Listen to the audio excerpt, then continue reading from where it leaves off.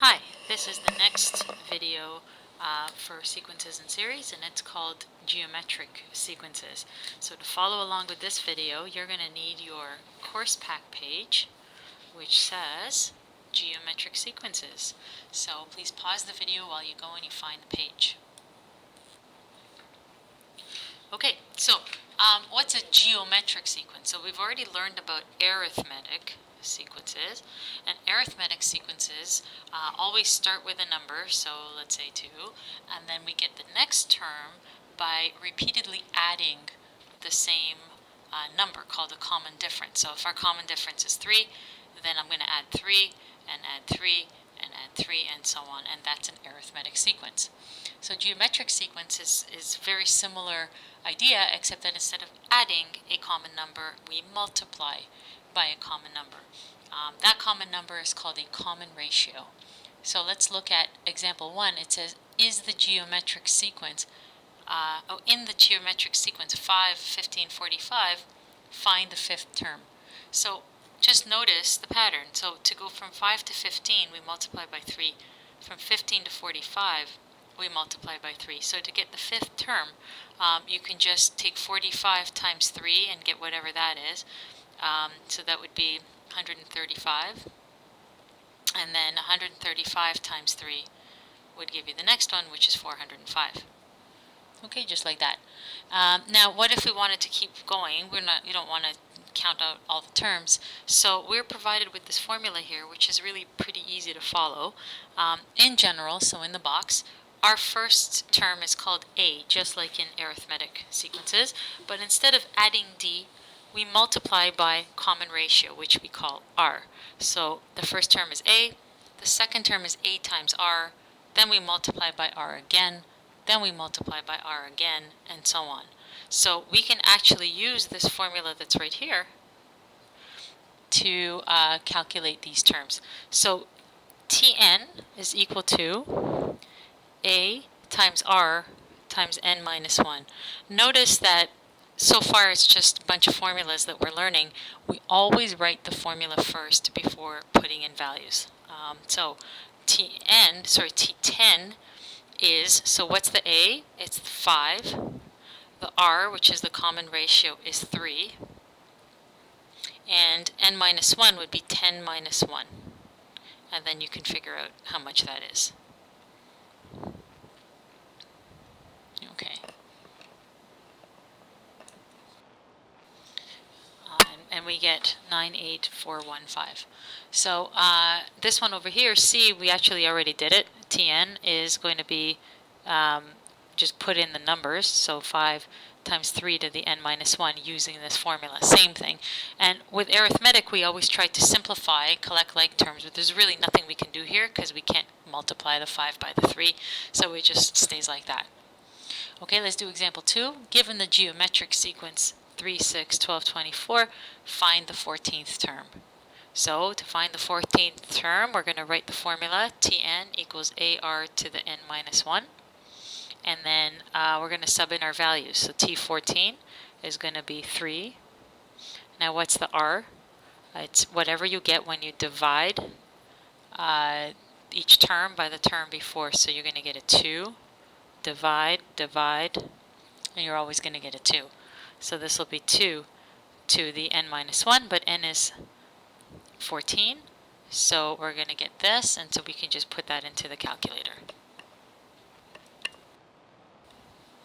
And we get 2, 4, 5, 7, 6. Okay, now, next one's saying, which term is 384? Somewhere in this sequence, there's going to be a 384, and it's asking us, what term number is that? So really what we're doing is we're solving for n. So we know, we're going to write the formula. Now we know that Tn, the term that we're looking for, is 384. We just don't know the term number. But A we know, and R we know, and it's the n that we don't know. So let's divide both sides by 3. We're going to try to isolate that n. So divide both sides by 3.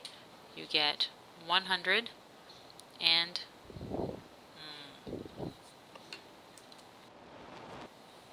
so 128. is equal to 2 to the n minus 1. But wait, 128 can be written as a power of 2. So we've seen this before. This is solving an exponential equation. You could definitely do it with trial and error as well. But if you can make bases the same, it might be easier. And so then you get the bases are the same and the two sides are the same. Therefore, the exponents must be the same. Therefore, n has to be equal to 8. Therefore, 384 is the 8th term. Alright, so really it's just a matter of knowing how to use the formulas. And it's just the more practice you do, the easier this is going to be. Let's do example 3. In a geometric sequence, the third term is 20.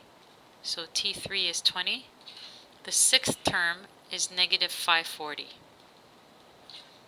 Okay, we had something like this in the arithmetic sequences, and here's what we did. We set up two equations with two unknowns, and then we solved them. So, using your formula, Tn equals AR to the n minus 1, can you set up two equations for T3 and for T6? Alright, so I'm going to pause the video. Don't solve them yet, just set up the two equations and check back with me. So please pause and write the two equations and come back. Okay, so I've written out my two equations. The first one is just using the general equation over here for geometric sequence. The first one is going to sub in a 3. We don't know A and R. If we knew A and R, we could write out the whole sequence. But we don't, so those are our two unknowns, A and R. When you plug in 3 for the n, you actually get T3 equals AR to the 3 minus 1, which is AR squared, but T3 is 20. We were given that, so I can fill it in on the left side.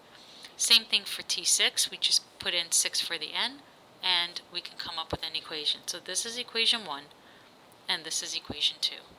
And what we'd like to do now is use elimination to get rid of one of the variables. Now, if we tried subtracting, which is how we usually do elimination, I'm going to put a minus here. Try to subtract these two. Do you actually get rid of a variable? And actually, you don't, because AR squared minus AR to the 5th doesn't get rid of the A or the R. So this is a special kind of elimination that doesn't happen with subtracting. It happens with dividing. So I know that's really weird. We haven't done that before. But if we take equation 2 divided by equation 1, I'm going to go from the bigger divided by the smaller. Then negative 540 divided by 20 is negative 27. And AR to the 5th divided by AR squared is just R cubed. And the a's cancel out, and that's how we eliminate them. So this is R cubed. Therefore, R is going to equal to negative 3. And we can now go back in and find the a. So I will sub R equals negative 3 into equation 1. And so 20 equals a times negative 3 squared. Therefore, a turns out to be 20 over 9.